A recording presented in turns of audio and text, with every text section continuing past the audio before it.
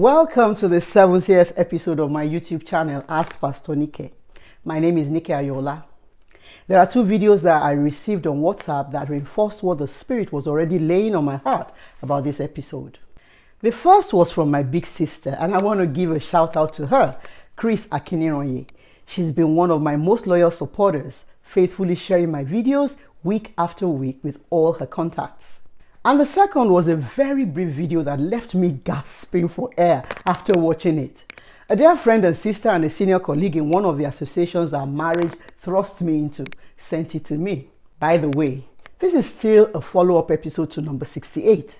If you remember, I did say that we'll look at various lessons that we could learn from the situation of the man whose kids were kidnapped by their mom and then taken to live abroad with another man with whom she'd had an affair from before the marriage. The video that I said left me gasping was of a young lady that was going to sue her parents for giving birth to her without first obtaining her consent about whether she'd like to be born or not. I mean, without writing this off as foolish talk. Because we all know that it's not even possible to get the consent of someone who does not exist. I hope we're all concerned about the slippery slope that most societies are on right now, when people think that whatever and however they claim to feel is the only determinant of what they do. You know, I believe we are in dire need of an honest conversation about the debt each parent owes his or her child, as well as the society. And this brings me to the topic for this episode. We'll be looking at how the children and society are directly and indirectly impacted by some of the choices that we make, especially as parents.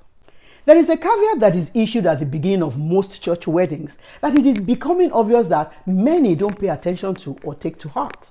Whoever is presiding solemnly warns that marriage is a holy estate that should not be entered into carelessly, foolishly, or unadvisedly. And maybe we should add selfishly as well. But alas, many are not listening, because that's exactly what we do. We step into this holy estate with all sorts of ideas and expectations. Most of them selfish, because it's majorly about what we want or what we think will make us happy. And even at times, what we fulfill the expectations of others about what we should be.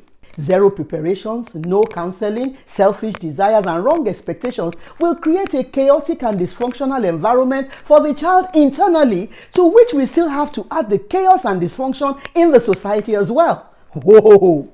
How many of us have complaints about our societies and maybe even our nations? I do. How many of us can honestly admit that it doesn't look like it's going to get better?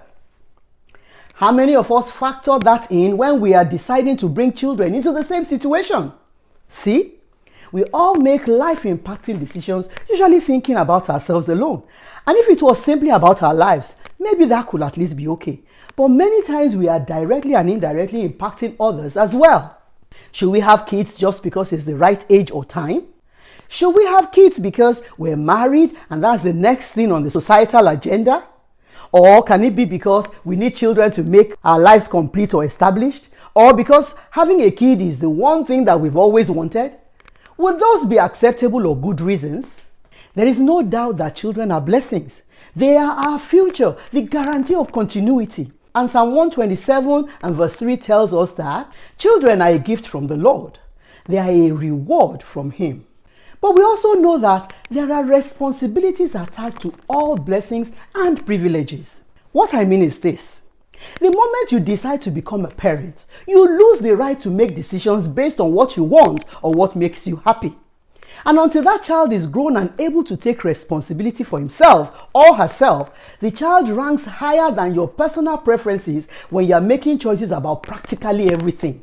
You owe him or her that much. And it's not about you, not having the same opportunity or parents who gave you that. No, because you know better now. And the life of the child is supposed to be better than the parents at every level. That's the way God designed it. And that's not all. You also have to realize that you are not raising your children for yourself alone. No, you're raising your kids for all of us, for the common good. I owe you that, and you owe me the same as well. We all owe the debt of contributing children who are assets and not problems to the society. That's the plain and simple truth. It is utterly selfish to bring an innocent child into a situation that's not working and that you knew right from the beginning that it wasn't going to work. To bring a soul into an already dysfunctional relationship, one that you knew was unhealthy for you. that you were willing to walk away from. You don't get to walk out of your marriage or abandon your family because you are no longer happy with or satisfied by your spouse, especially when there are children involved. You have to take responsibility for your choice to bring them into the world, and so their well-being trumps your joy, your convenience, or contentment, or the lack of them. And this brings me to the second video that I spoke about earlier. A radio talk show host was having an argument with a contributor, and even though, I thought the host was extremely rude, there is something to be said about the point that he was making. Let me quote two of his statements to this woman. Why don't you ever talk about the responsibility of women who choose irresponsible males to procreate with and then complain later when they are irresponsible? Now, this lady had complained that the father of her child, who she was no longer with because, he had beat up on her for 2 years, and I think, that was how long their marriage lasted anyway, was not paying child support. This was another response of the talk show host. And now what? You're going to complain that he doesn't pay child support? A guy that beat you 2 years? Imagine that. The guy is irresponsible and he beat me for 2 years and now that deadbeat doesn't pay. You chose a manifestly irresponsible, violent individual to procreate with. Then you are amazed that the guy doesn't send you child support? You expect a guy who beat you for 2 years to suddenly become responsible? You're insane. Now, these are not my words, and I honestly consider them very harsh, but nevertheless the truth. The cavalierly way people make decisions that impact them and everyone else within their circles of influence is alarming. If you were going to hire someone to do some specific job for you, especially if you were going to be paying for it, you will ensure that you hire the best that you can afford, won't you? I'm sure you wouldn't hire a carpenter to repair your vehicle or allow the best high school biology teacher you know perform surgery on you or your children. Why then will we not take responsibility for the kind of people we get married to and have children with? And it's possible that some of us imagine that, the woman or the man will just become dramatically transformed because, he's now becoming a father, or she's now becoming a mother. A man who wasn't responsible before there was a child can only become an irresponsible father. And the same is true for an irresponsible and insensitive woman. A man who didn't love you, the mother of his kids, before you had the child or children together, most likely won't love you afterwards. And if you don't believe me, read the story of Jacob and Leah from Genesis 29 and 30. And it's obvious from the story that we have been speaking about that the same is true from the woman to the man as well. If she didn't love you before the children came, it's most likely she still doesn't love you after. Now to speak to another issue. Parenting where both parents are involved is hard work already. And when two parent families are struggling, why would you decide that it's okay to have a child for your sake alone? Because you are tired of waiting, because you can afford it, because why not? And all such selfish reasons. And I'm speaking about someone with a plan to be a single parent by choice. A choice that seals the child's fate and possible experiences from birth. Folks, it's not about if you are wealthy enough to give a child everything that they need. Parenting is much more than throwing money at the children and claiming that all their needs are met.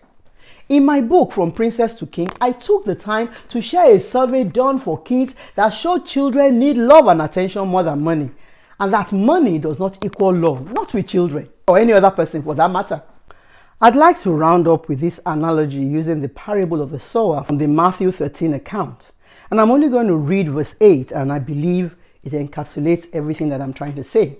Still other seeds fell on fertile soil, and they produced a crop that was 30, 60, and even 100 times as much as had been planted. You will agree with me that even though good soil is not all that a seed needs to thrive, it plays a prominent role in the end result or the magnitude of the harvest, and is about the greatest determinant of the beginning of every seed, whether it will survive or not.